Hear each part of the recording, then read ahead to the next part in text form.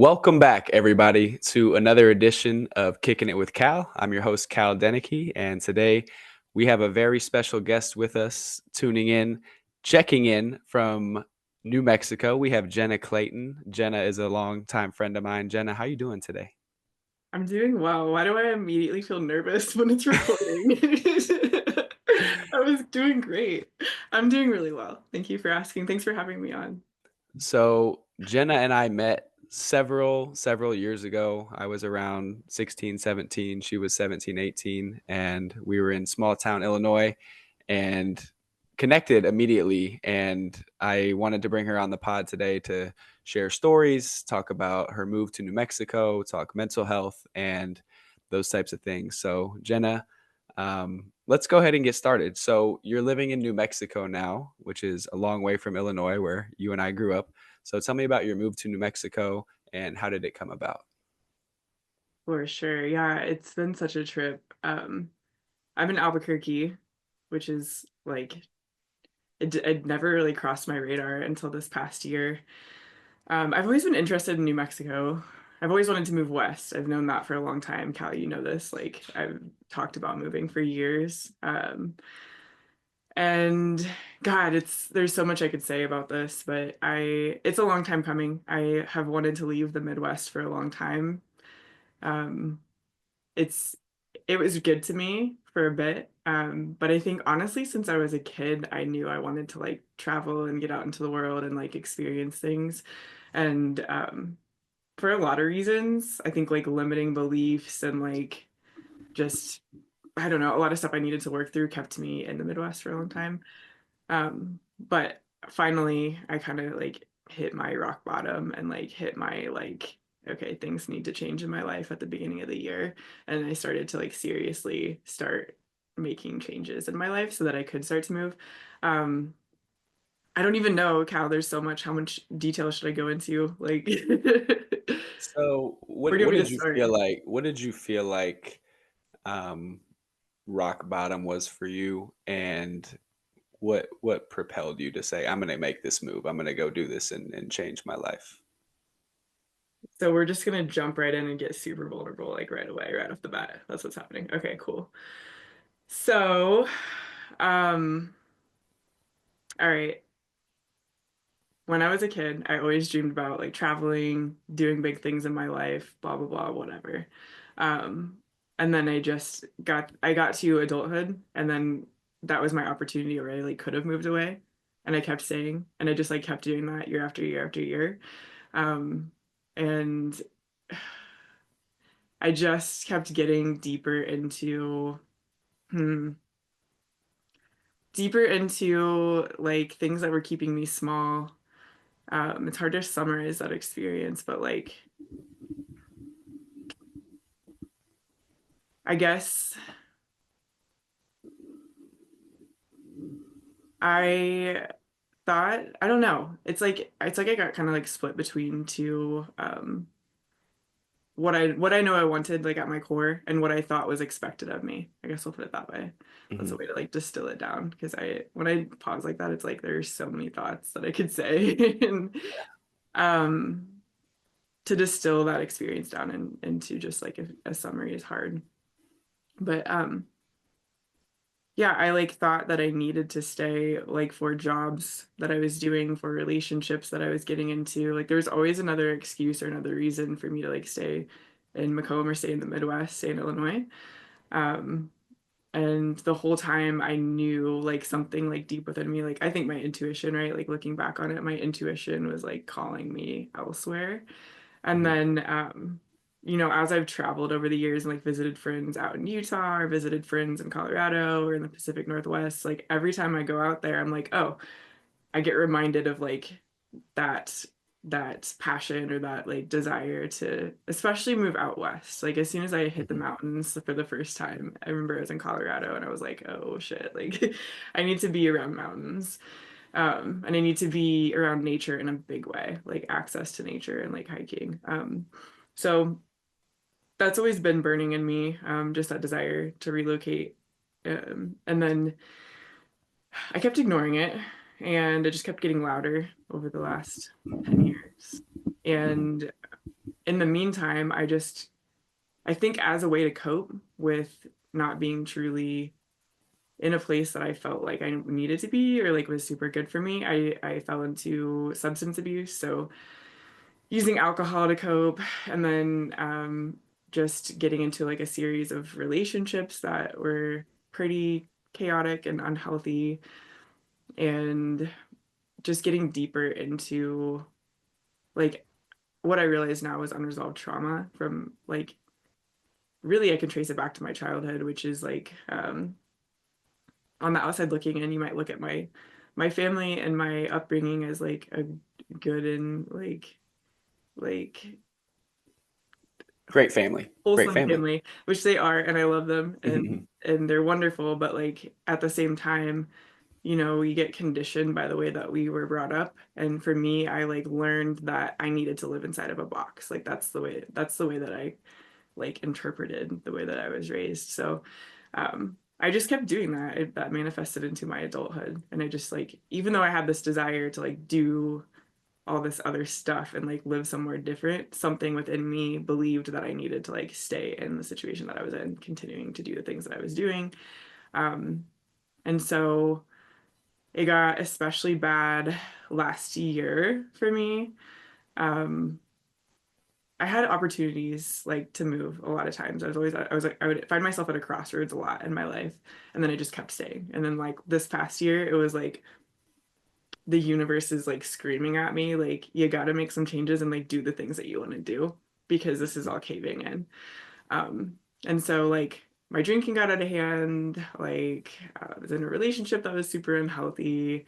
Um, my job blew up. Like things were just everything was pointing me to make changes and like get out of here. And so um my rock bottom was like at the end of last year. So it was almost a year ago.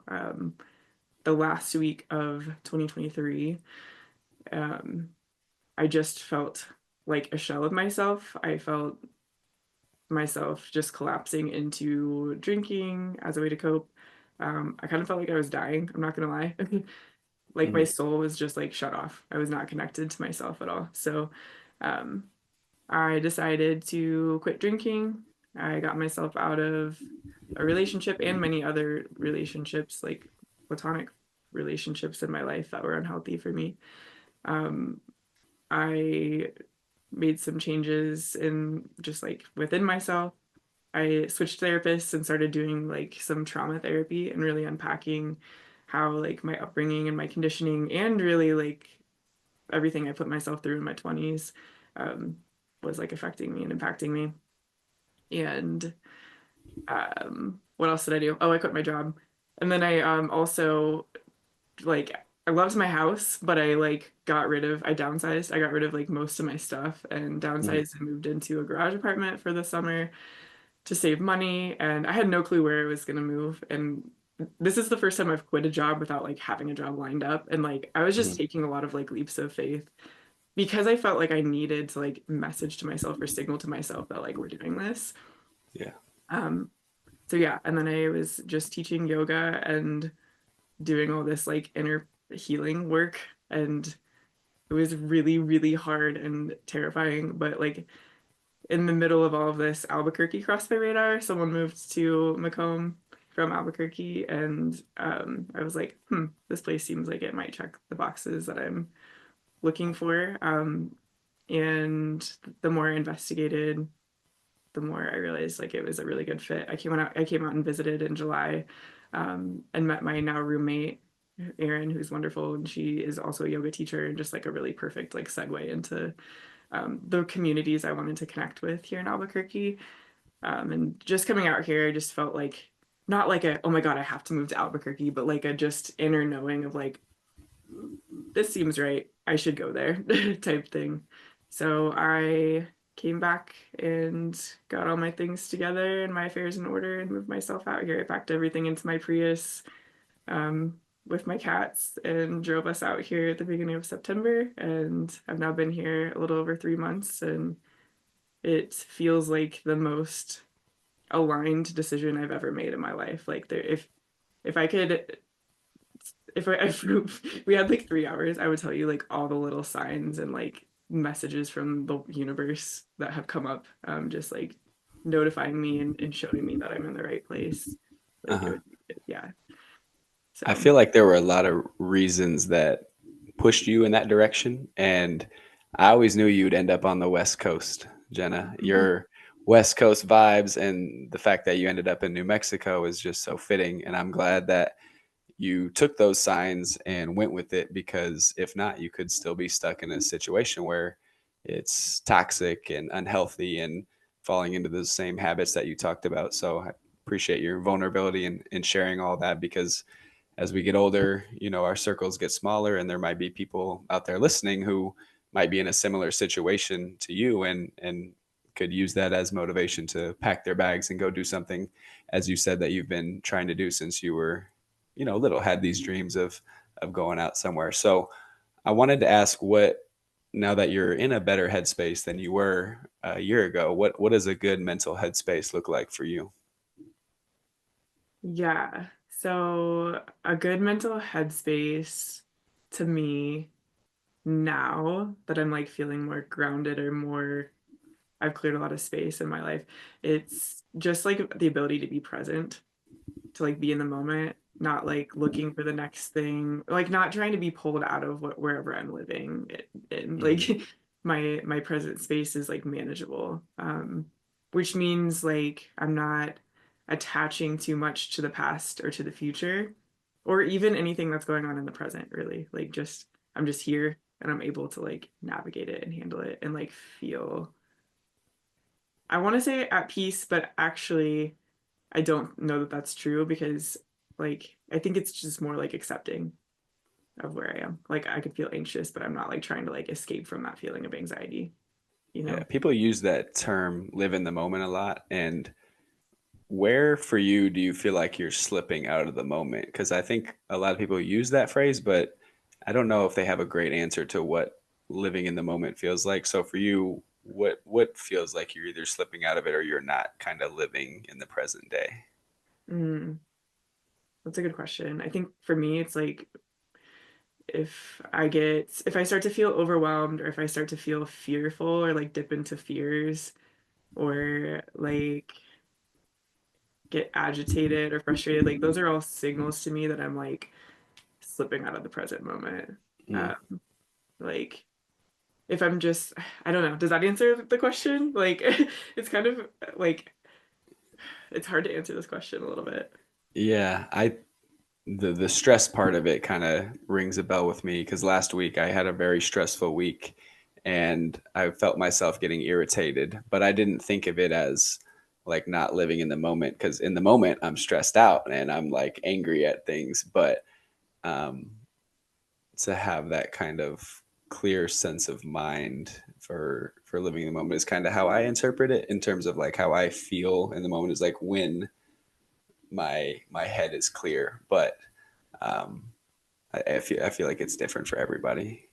Yeah, I think if I could add on to that, I think for me, like fear comes up a lot. I think I've just like lived like I've just lived with severe anxiety for a long, long time. And so I've developed a lot of like maladaptive ways of coping with it that Hmm. are just pulling me out of the moment or like numbing me to the moment. And so like I did use alcohol a lot for that for a long time, but then like once I got sober from alcohol, I real all these other things were coming up, like these other like coping skills that or like Hmm. addictions, I think, or like things that I was using to just like cope with being present at any time. Like I'd go onto my phone or I would like I don't know, there's just so many little things that I do and I don't think that I'm alone in this. Like we live Hmm. in a really overstimulating world that's Yes. I don't think so, I don't think we're supported in living in the present moment very well. So, Yeah. When you brought up that term anxiety, it made me think of a phrase or a statement that someone made in the education world that said, 30 years ago in the classroom, kids were just bored, and now kids are anxious. And, I hear my students talk all the time about, being anxious, and having social anxiety and not wanting to talk to the kids at their group in my class because they don't know them. And I'm trying to teach them those skills of, just trying to find something to connect with. So where do you, like, when you think of anxiety, what comes to mind for those kids listening that might be going through something similar? Yeah. Ugh. I think, well, the first thought I had was like the pandemic didn't help this at all. Like, I think it made everyone feel disconnected, and like have a difficult time connecting. And I think that living in such a like technological and the social media driven world, like it just there's a lot of reasons why we've become so anxious and so disconnected from each other. Um, I think I think I have felt a lot. I've built a lot of confidence in myself and my ability to like navigate my anxiety. It's still present. I don't think that's something that's ever going to go away.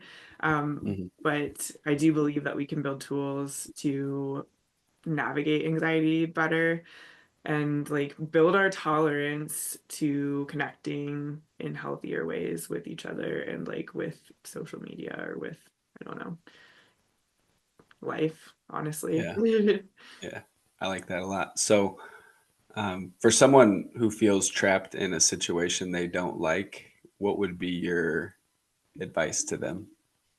Hmm.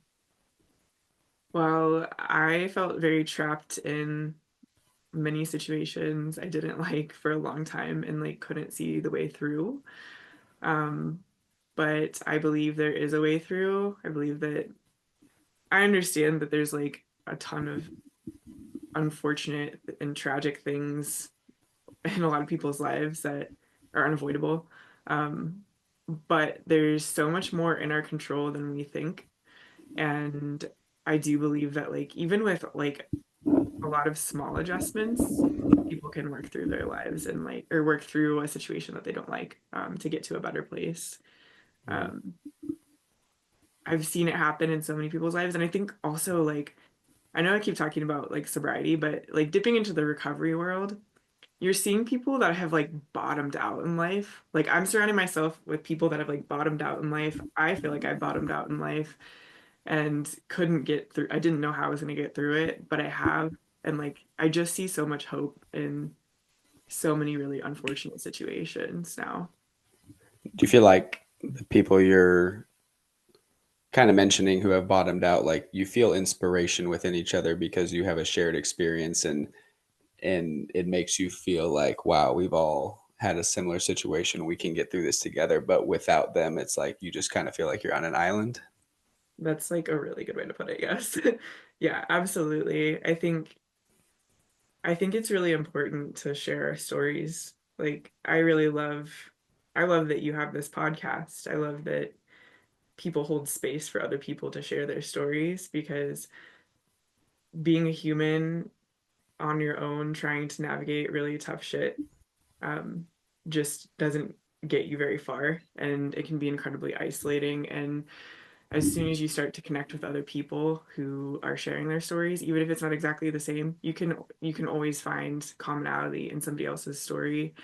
um, and then when we band together, that's how you heal.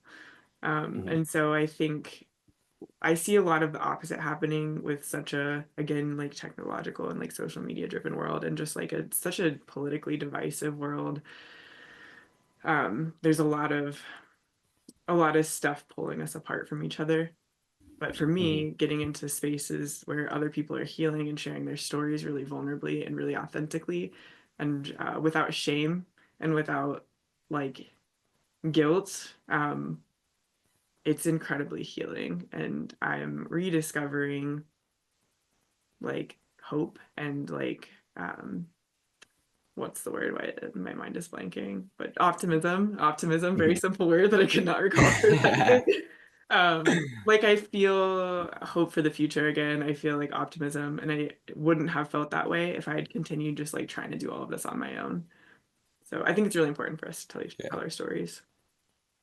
I wholeheartedly agree with that. And I think to piggyback off of that, you need someone there to listen because I think when someone is truly listening to what you have to say and cares about what you have to say, it makes you feel a lot better about being vulnerable and sharing that story with them. So I I love when someone will sit down and has genuine questions and wants to listen to your story, to anyone's story. And I think that's lacking in our world. And we don't want to get to that level a lot. So when you find people that will listen and appreciate sharing stories, I think it's a very special thing.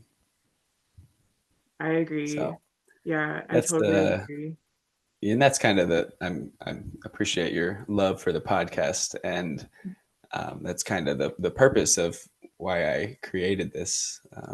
I read a book about a guy who traveled the world having what he called curiosity conversations with Mm. very important um, and kind of famous people. And I don't know, I'll have to reread it. It inspired me to just create this, and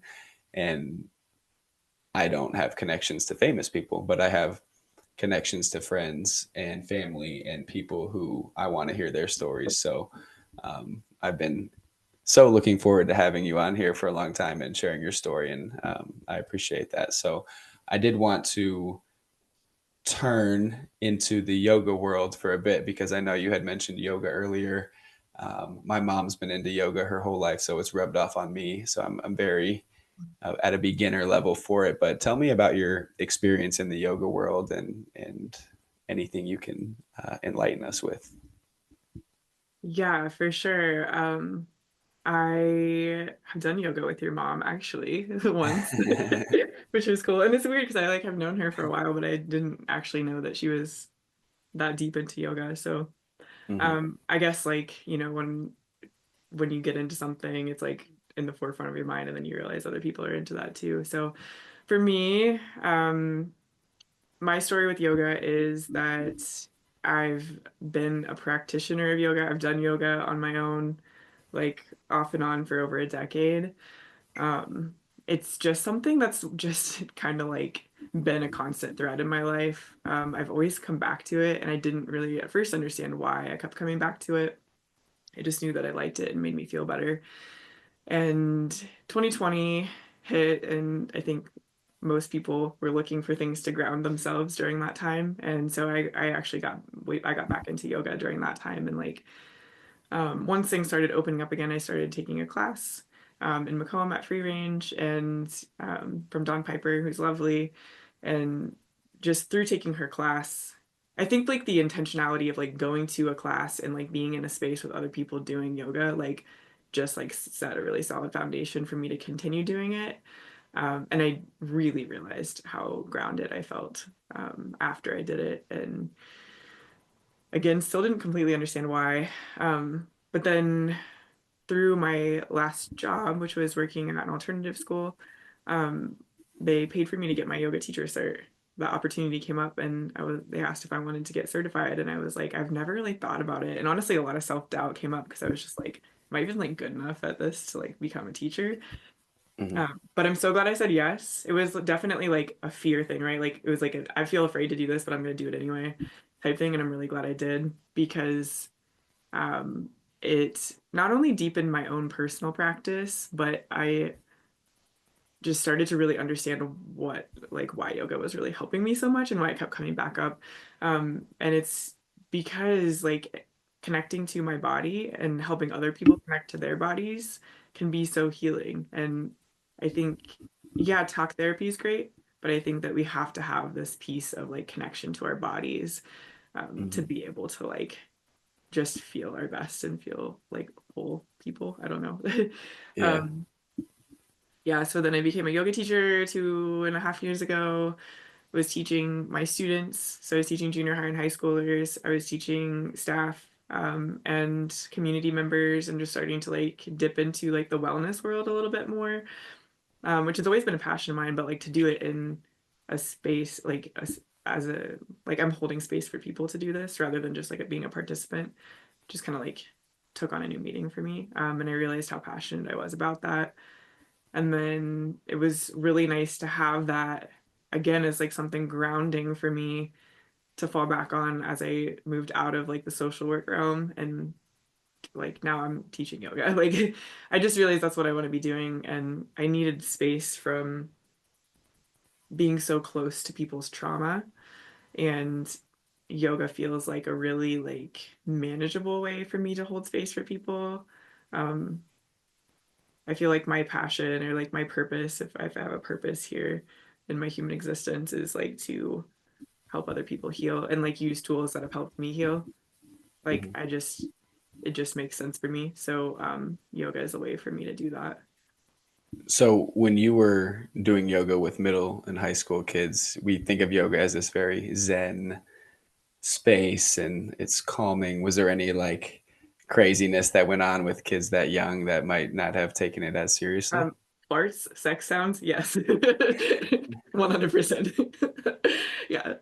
I think I had to, oh my God, teaching teenagers yoga was like such a lesson for me. And honestly, just teaching yoga in general I've learned so much. It's like just as much for me as it is for my students. But I think like teaching teens was like, this is an opportunity for me to model like my own reactions. Like when I first started, I was having a really hard time not getting like dysregulated when I was teaching because like Mhm. they were just like messing around and like not paying attention. And like every once in a while I'd have a really great class and I'd be like, okay, like I wish every class was like that.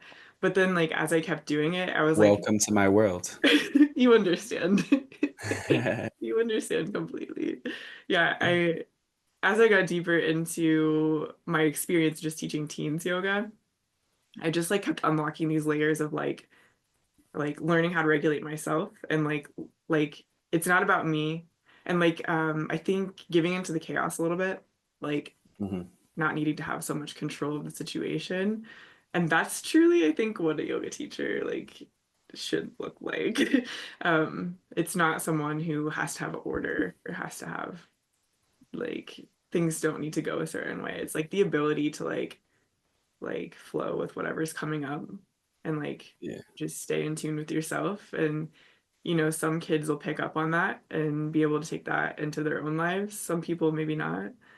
And Mhm. it's just like such a good representation of like all the work that I did working with teens because I felt like I was planting seeds and you know, some may take root, some may not, but like it's not up to me to see it through. It's just up to me to like be here at this portion of their life and like try to be a good example. So like yoga very much was like a condensed version of what I was that larger scale of like what I was doing with teens.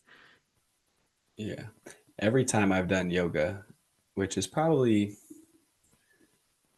maybe 5 to 10 times a year, I come out of it feeling so much better. And they talk about the mind, body, and spirit all being connected. And I don't have many friends that do it, but because I was introduced to it through my mom, it's just something that every time I do it, I'm like, why am I not doing this more? And it is really healing and spiritual, and you just feel great afterwards. And I feel like it's a great space. So I commend you for all the work you've put in through the yoga world.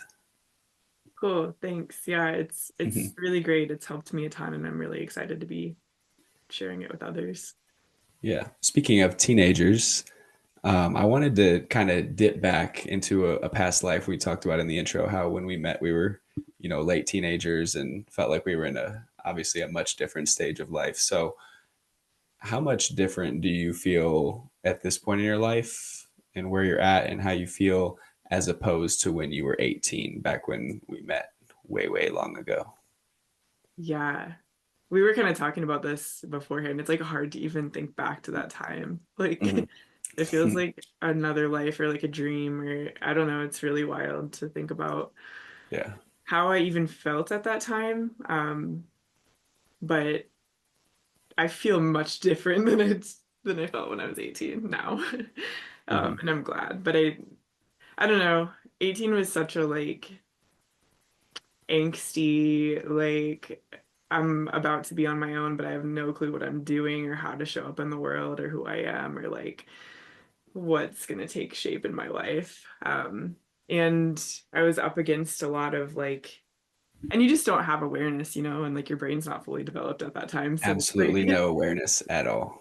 so it's just like I was like so impulsive and so like rebellious, but so guilty and ashamed of being rebellious and impulsive, and just so split, like so at odds with myself and with what life was. And I was like I was at the tail end of like my experience as a Christian. Like I was like pulling out of religion and like feeling guilty about that. I was just like coming into my own, but like feeling so guilty about everything I was doing. Mhm.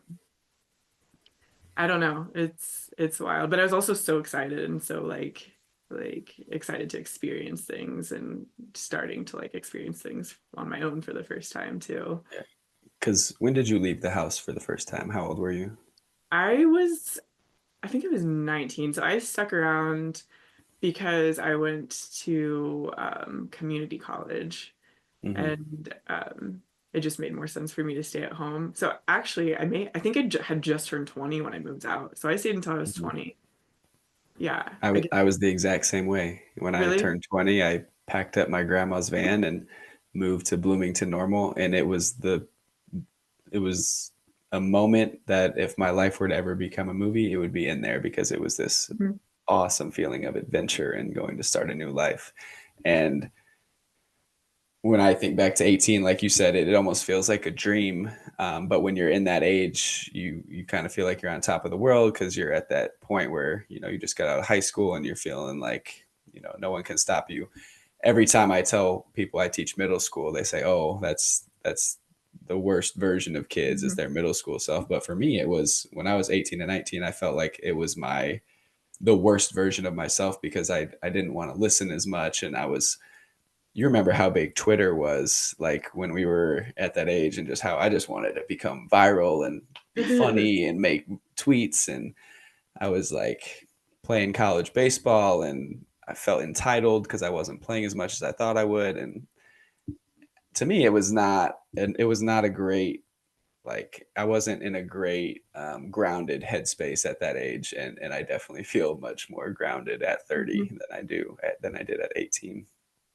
I have to agree. And I don't know how you can feel grounded at 18.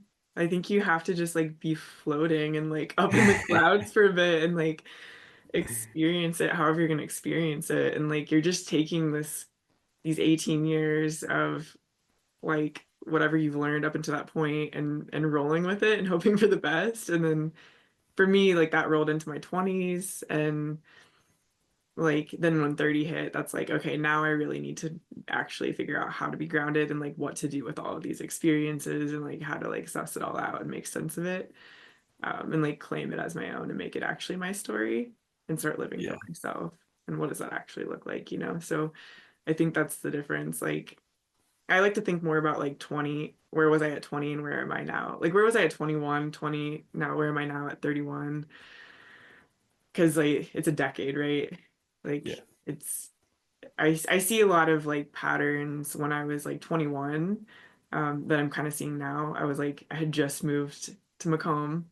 I was like really dipping back into like passions from my childhood and like making new connections with people and like living as authentically as I had up until that point, and it was so exciting.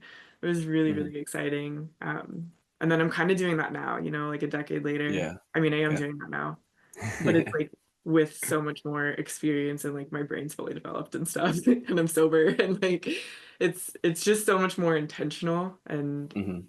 it feels really it feels so much more intense in a lot of ways because I'm so aware of all of it and because it is so intentional, but it feels so much better. Hmm.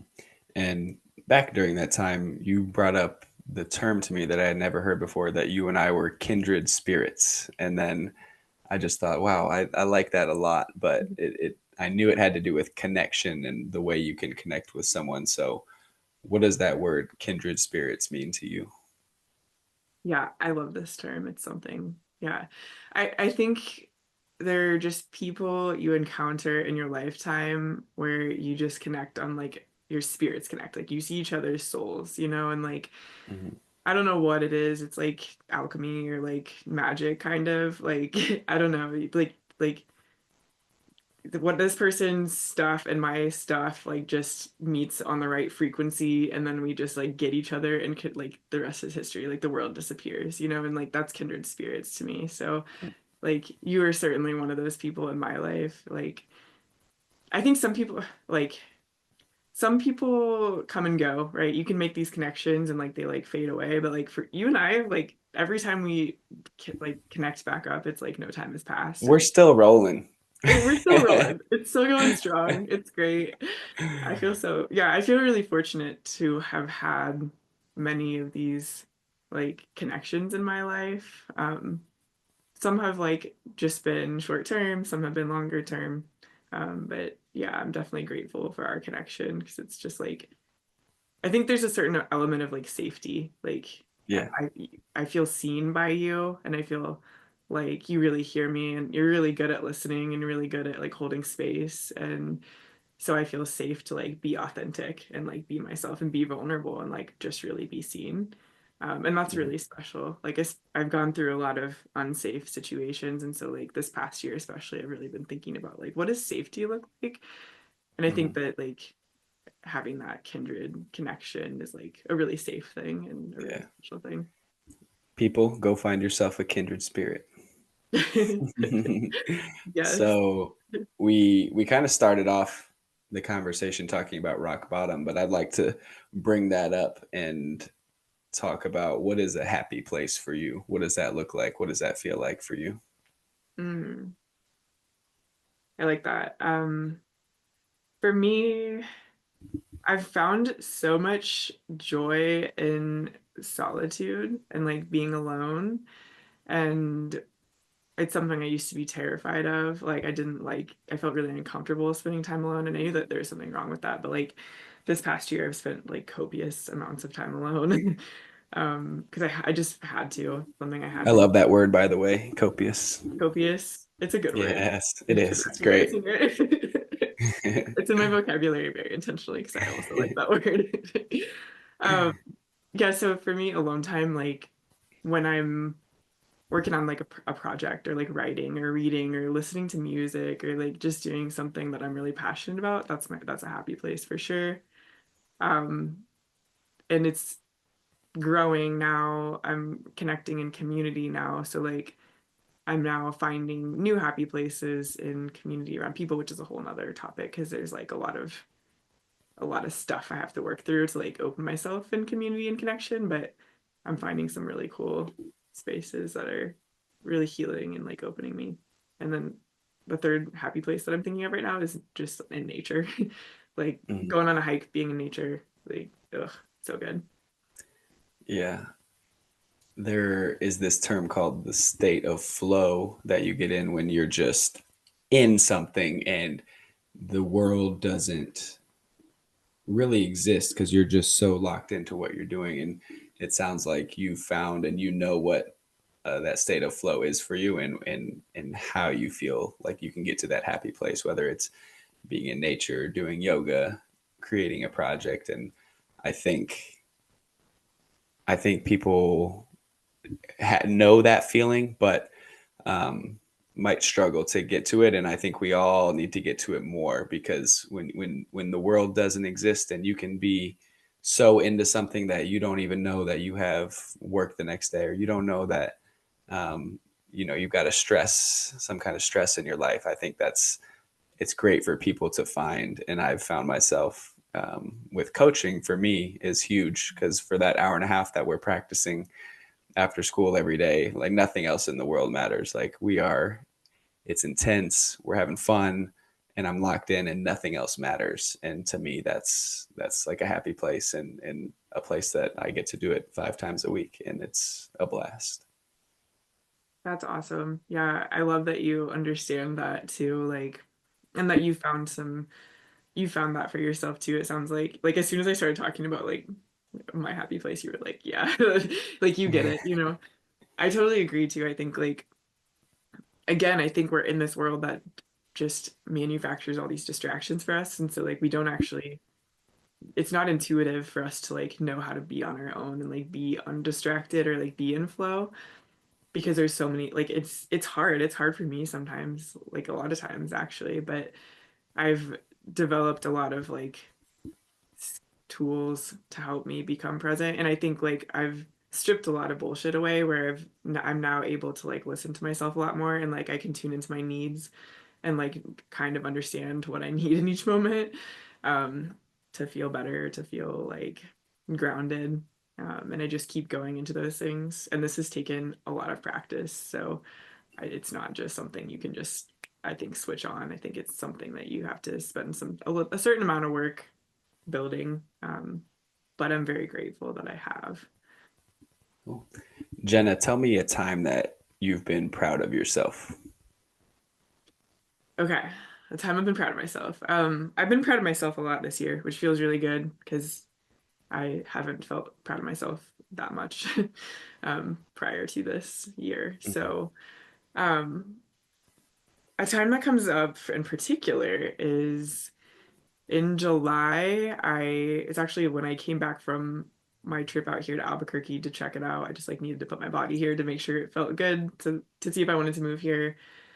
And then I went up to Utah to see some friends and like did this kayaking trip. And then after this kayaking trip, I like was battling some strong winds, paddling against them, and like got back with like tendonitis in my wrist, which then when I got home, I like my whole entire upper body was just like jacked up, and I'm like, what's going on? So I have some pretty severely degenerated discs in my cervical spine, and like I've lost some curvature in like my thoracic spine, and I had to like do PT. I had like all these issues like with the pinched nerve and stuff like that.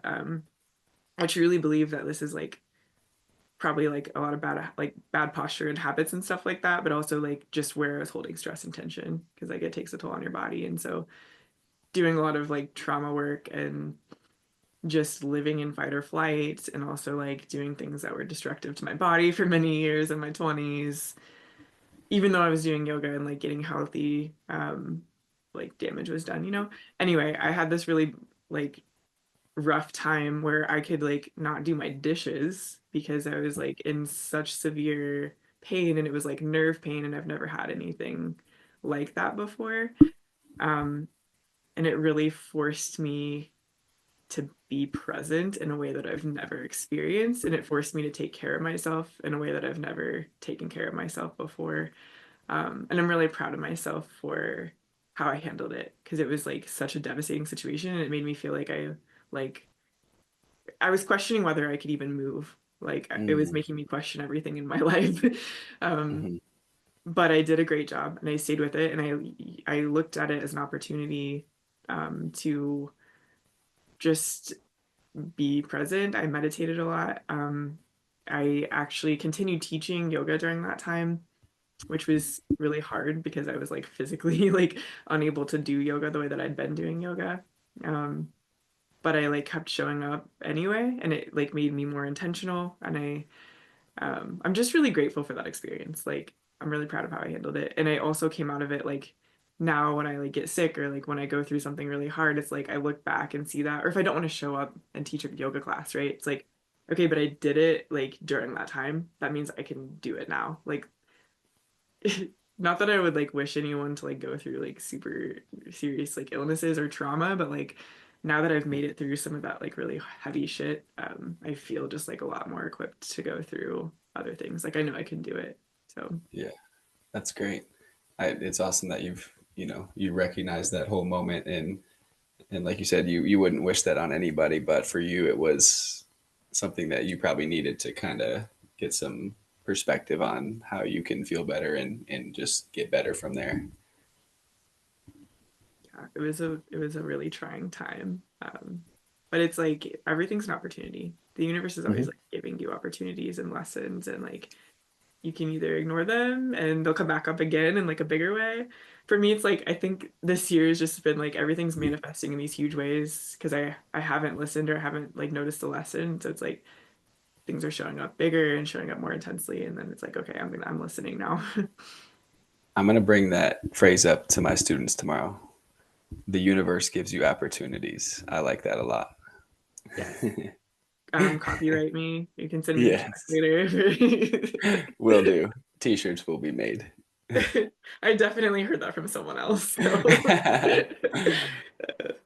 So you mentioned meditation. I also wanted to pick your brain if you had any more practical ways of relieving stress or things that you like to do, maybe that haven't been mentioned, or things like just little itty bitty things. I think we could all use a tip from somebody about how you can relieve stress because we all go through stress every single day.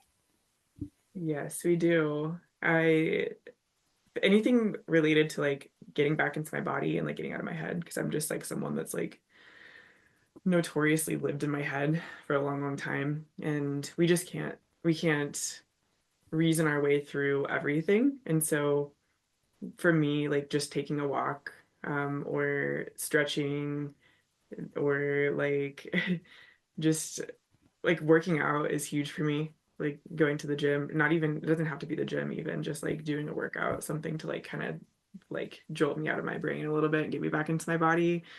Obviously, there's a lot of other physical benefits and benefits to like movement and working out, but that's my number one is like things to get me back into my body. And meditation's huge for me too, which I think like it, it's become bigger, and it's become bigger in my life. And I think it's this like feels this like this out of touch like woo woo type thing, but literally I'm just like sitting there breathing most of the time, like connecting to my breath. And like it's something that I do that helps me be able to be present and observe my experience without attaching too much to it. So like things that help me do that are really good stress relievers. Music is huge for me. Music has always been huge for me. Like since I was a little tiny girl, music has been like probably my number one coping skill and stress reliever. And it continues to be. Do you know the box breathing method? I do. Yeah, I I, do. I was told that, or I was shown it in a PowerPoint that was like given for my students last year. They were like, show this to your kids. And it talked about you um, take a deep breath in for the up. Uh, did I get that wrong? May I Can may you I jump teach me, in? please? Yes. So it's yes. So box You breathing. can demonstrate if you'd like for Okay. the visual people out So there. you inhale for a count of four, Hmm. hold for a count of four, exhale for a count of four, hold for a count of four. And that's supposed to, it's diaphragmatic breathing, but it also like when you do the holds, the pauses in between, it strengthens your diaphragm, which just it's really healthy for you. It's very Hmm. calming. It's incredibly calming. I love box breathing. It's super simple and Hmm. straightforward. I think it's a really like practical tool. Breathing and breath work has been like huge, and literally just taking deep breaths. It's like I always tell people this is a free tool that you have at your fingertips at all times. You can always take a deep breath and like you breathe in and then exhale. When you exhale for longer than your inhale, that's activating your parasympathetic nervous system, which triggers relaxation in the body, teaching you safety. And you can just do that anytime. It's free. Yeah. So, Yeah. The box breathing was great, and I learned it a year ago and do it quite often. And I would like to share just little tidbits. Like the one thing that I like to do that doesn't even feel like it's relieving stress for me, but when I wake up, the first thing I do is hop out of bed, make my bed, but then go straight outside. And whether it's dark or light outside, to get some kind of natural light on my eyes first for the first few minutes of the day is it's amazing. And I'm not looking at my phone. You don't look at any screen. Don't turn the light on in your room. And I don't know who told me it, and I don't know like what benefits it has for me, but it's just the routine that I do every single morning is get natural light on my eyes first and not a screen light, where I would say probably 90 something percent of people are probably looking at their phones first thing they do when they wake up, check notifications, and you just get that light, and I just feel like it's not great for you. so true. Oh my God, I love that you do that. That's such a powerful tool. You know who Andrew Huberman is? I don't. He's a neuroscience professor out of Stanford, I believe. But yeah, he really likes to break down like just really simple free techniques that we can use to like have optimal health and well-being. And so like he always preaches like get 15 minutes of sunlight on your eyes first thing. And if it's overcast, get 20 minutes. Like, and you do this because it helps keep your circadian rhythm Mm, but on point, right? So um yeah, and then when you look at your phone, that's like spiking your cortisol immediately. So like it's you're on the right path here with what you're doing. yeah, I try to do that. I would love, this is like a good it's holding me accountable. I want to get back into the habit of doing that myself. yeah. So you had mentioned music, and it's funny, like on Instagram a week or so ago, everyone was posting their Spotify Wrapped, who are your top artists of the year, top song. It's almost become like a Hunger Games type situation once a year. It's what we do, us millennials. We're gonna post who we like to listen to. So tell me a little bit about your 2024. Who were you listening to? What kind of music did you get into, and get any recommendations? Yeah, so Spotify Wrapped is so funny. I feel like it's not accurate. Like I Really? feel like I don't know. So I feel Like like I've never heard of this artist before, and they're my number one. I actually did see someone post that that happened to them. Like they were like a song that they'd never heard of made it into their like top songs or something. But Hmm. I think mine's accurate, but it's not a great representation of like my favorite music. Hmm. Um, my number one artist is Doja Cat, and she's been number one for me the last 2 years. That's accurate. It is true. Okay, Like she's I just like like that. such. I just love her vibe. She's like an easy. I love all of her songs pretty much, and she's just like Hmm. someone I put on a lot.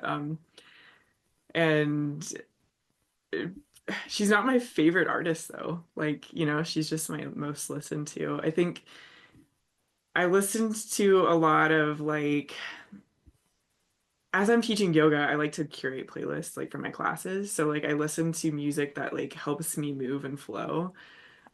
I got into like a lot of like indie R&B, like female vocalists, like female artists. It's like I don't even know. Like there's a lot of that type of music that I really like.